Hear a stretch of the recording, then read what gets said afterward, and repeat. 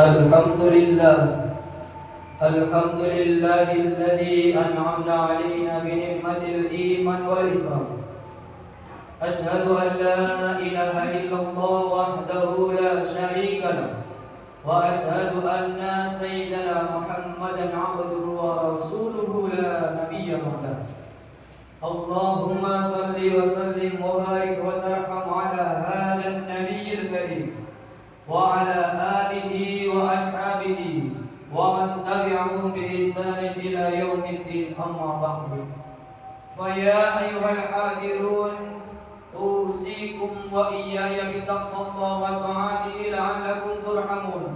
وقال الله تعالى في القرآن العظيم: أعوذ بالله من الشيطان الرجيم. يا أيها الذين آمنوا اتقوا الله حق تقاته ولا تموتن إلا وأنتم مسلمون. Ma'asyiral muslimin, hadirin sidang salat Jumat rahimakumullah.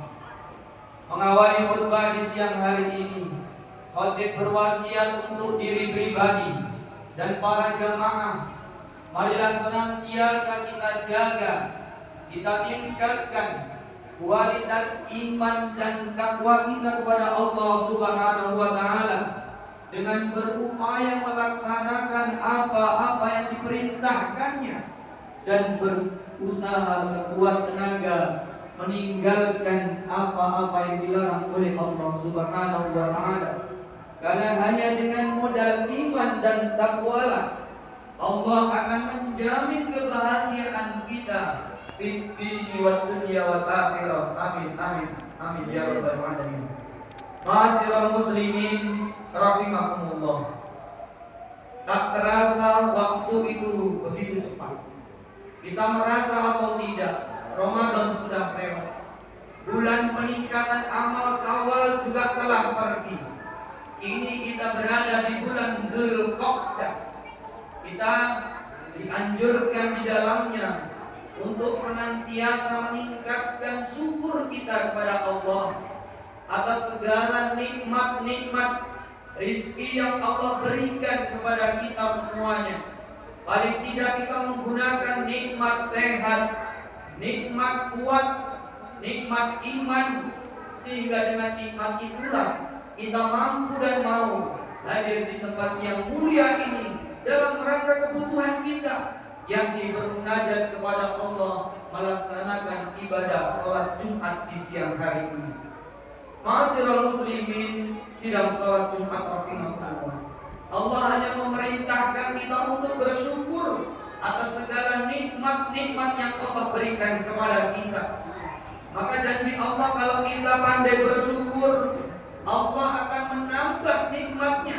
Tapi kalau kita kufur, Allah tidak mengurangi nikmatnya, tapi langsung mengancam siksa Allah amatlah sangat pedih.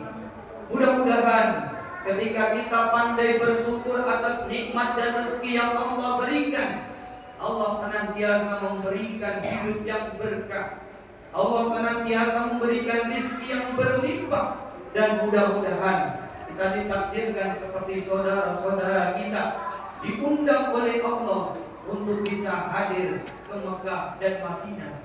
Amin amin ya rabbal alamin. Ma'asyiral muslimin rahimakumullah.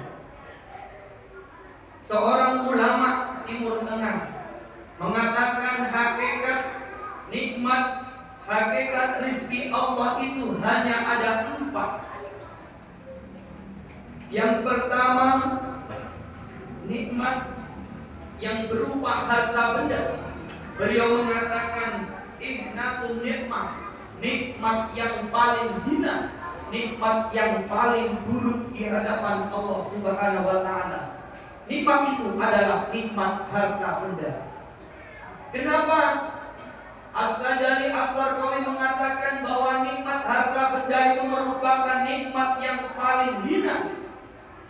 Karena tugas kita di dunia ini tidak ada yang lain kecuali hanya untuk beribadah kepada Allah Subhanahu wa taala. Allah berfirman, a'udzu billahi minasyaitonir rajim. Wa ma khalaqtul jinna wal insa illa liya'budun. Tidak aku ciptakan jin dan manusia kata Allah kecuali hanya untuk beribadah dengan dalih beribadah kepada Allah, ia sibuk mencari rezeki Allah. Nyatanya banyak di antara kita sibuk mencari harta, malah lupa untuk beribadah kepada Allah Subhanahu wa ta'ala. Yang kedua, bahwa dengan harta benda ini di dunia saja, kalau kita gemar menyimpan harta benda, maka Allah mengancam di dalam Quran surat At-Taubah ayat 31. Barang siapa yang menyimpan harta benda, maka harta itu akan dipanaskan di dalam api neraka Allah, kemudian disetrikakan di atas punggung mereka dan dahi mereka, seraya dikatakan, inilah harta yang engkau simpan di dunia. Kalau kita banyak menyimpan harta, kemudian melalaikan kewajiban-kewajiban kita kepada Allah, maka ancamannya cukup jelas. Belum lagi ketika kita menghadap Allah Subhanahu wa ta'ala, maka kita akan ditanya depan dan belakang, dari mana harta itu engkau dapatkan dan kemana harta itu engkau belanjakan. Pantaslah seorang ulama As-Sajali As-Sarqawi mengatakan bahwa nikmat dunia itu nikmat yang paling hina di hadapan Allah Subhanahu wa ta'ala. Ma'asyiral muslimin, sidang salat Jumat rahimakumullah. Nikmat yang kedua adalah akramun nikmat, nikmat yang paling mulia di hadapan Allah Subhanahu wa ta'ala. Nikmat itu adalah nikmat yang berupa kesehatan. Banyak manusia justru banyak yang melupakan nikmat sehat itu. Nyatanya ketika ia sehat, ia lupa untuk beribadah kepada Allah. Giliran ia mulai sakit, ia jatuh sakit, ia khusyuk beribadah kepada Allah Subhanahu wa ta'ala. Padahal kalau kita renungkan berapa banyak nikmat-nikmat Allah yang akan kurang faedahnya bagi kita ketika nikmat sehat itu dikurangi oleh Allah Subhanahu wa ta'ala. Kita banyak harta, kalau kita mulai sakit-sakitan, apakah itu hipertensi atau asam urat atau kolesterol dan lain sebagainya, apalah gunanya harta yang banyak itu kurang bermanfaat bagi kita semuanya. Istri cantik juga demikian. Kalau kita kurang sehat, apa artinya? Tidak ada guna, tidak ada kurang faedahnya bagi kita semuanya. Maka senyampang kita masih diberi oleh Allah kesehatan lahir dan batin, mari kita gunakan sebesar-besarnya. Kita gunakan nikmat sehat itu untuk semata-mata beribadah kepada Allah Subhanahu wa ta'ala. Kita masih diberi kekuatan untuk jalan, mari kita jalan minimal 5 waktu sehari semalam, memenuhi panggilan Allah, yakni sholat 5 waktu di masjid.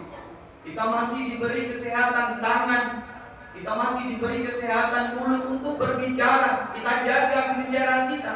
Kalau tidak bisa ngomong yang baik, apa kata Rasulullah? Lebih baik ia diam dan lain sebagainya. Senyampang kita masih sehat, mari kita gunakan nikmat sehat itu semata-mata mencari ridha Allah Subhanahu wa ta'ala. Ma'asyiral muslimin rahimakumullah. Hakikat nikmat rizki yang ketiga adalah afdalun nikmat, yakni waladun salih. Nikmat yang paling afdal, yang paling utama di hadapan Allah Subhanahu wa ta'ala adalah anak-anak yang soleh dan solihah. Tidak semua pasangan diberi keturunan oleh Allah Subhanahu wa ta'ala, tetapi tidak semua pasangan yang diberikan keturunan oleh Allah punya jaminan anaknya soleh dan solihah. Dan tidak jaminan pula seorang guru anaknya soleh dan solihah, seorang ustadz, pendakwah, kiai mempunyai anak yang soleh dan solihah. Justru ketika kita mampu perhatikan pendidikan agama anak-anak kita. Maka paling tidak kita sudah berupaya untuk mencetak anak-anak yang soleh dan solihah.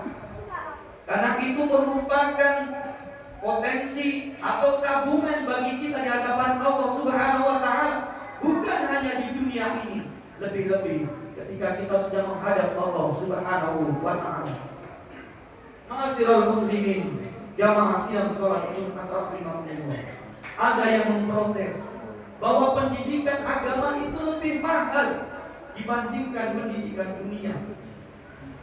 Tapi perlu kita ketahui bahwa apapun yang kita keluarkan untuk kepentingan agama Allah, maka hakikatnya kita berjihad di jalan Allah Subhanahu wa taala. Allah berfirman, "Jahidu bi amwalikum wa anfusikum." Jihadlah dengan hartamu dan dirimu. Maka ketika kita mengeluarkan harta untuk pendidikan agama anak-anak kita, bisa kita pastikan apa-apa yang kita keluarkan itu akan menunggu kita di hadapan Allah Subhanahu wa taala sebagai amal jariah kita selama hidup di dunia ini. Ma'asyiral muslimin, sidang salat Jumat rahimahumullah. Yang terakhir, nikmat, hakikat nikmat, hakikat rizki yang paling utama di hadapan Allah Subhanahu wa taala adalah nikmat yang berupa keridhaan Allah Subhanahu wa taala. Di dalam Quran surat Al-Bayyinah, Allah mengatakan, "A'udzu billahi minasy syaithanir rajim. Jazaohum 'inda rabbihim jannatu 'adnin tajri min tahtiha al-anharu khalidina fiha abada. Radhiyallahu anhum wa radu an. Dzalika liman khashiya rabbah." Balasan bagi orang-orang yang senantiasa bertakwa kepada Allah, yakni surga Aden yang mengalir di bawahnya sungai-sungai, mereka kekal di dalamnya selama-lamanya. Allah ridho kepadanya dan mereka ridho kepada Allah, dan itulah balasan bagi orang-orang yang taat kepada Allah. Ma'asyiral muslimin rahimakumullah, Allah ridho kepada mereka. Allah ridho ketika mereka taat kepada Allah, melaksanakan perintah-perintah Allah dan meninggalkan apa-apa yang dilarang oleh Allah Subhanahu wa taala. Dan mereka juga ridho kepada Allah dengan balasan yang Allah berikan kepada mereka, yakni berupa surga Aden yang mereka kekal di dalamnya. Mudah-mudahan kita senantiasa mendapatkan keridhaan Allah Subhanahu wa taala, sehingga ketika Allah sudah ridho kepada kita, jangankan kita meminta kepada Allah apa yang kita ketuk di dalam hati kita, apa yang kita mau, bukan kita berdoa kepada Allah, tapi kemauan atau keinginan yang ada di dalam hati kita ini sudah diijabah oleh Allah Subhanahu wa taala ketika Allah meridhoi kita semuanya. Mudah-mudahan Allah senantiasa memberikan petunjuknya kepada kita. Allah senantiasa meridhoi apa yang kita lakukan, sehingga kita semuanya senantiasa di jalan Allah Subhanahu wa taala sampai Allah memanggil kita dalam keadaan husnul khatimah. Amin amin ya rabbal alamin. A'udzu billahi minasy syaithanir rajim. Bismillahirrahmanirrahim. Wal 'asri innal insana lafi khusrin illa alladziina aamanu wa 'amilus shalihati wa tawassaw bil haqq wa tawassaw bis sabr. Barakallahu li wa lakum fil Qur'anil 'azim wa nafa'ani bima fihi minal ayati wa dzikril hakim. Taqabbalallahu minna wa minkum tilawatahu innahu huwal ghafurur rahim. Wa qul rabbi ighfir warhamhu wa anta khairur rahimin.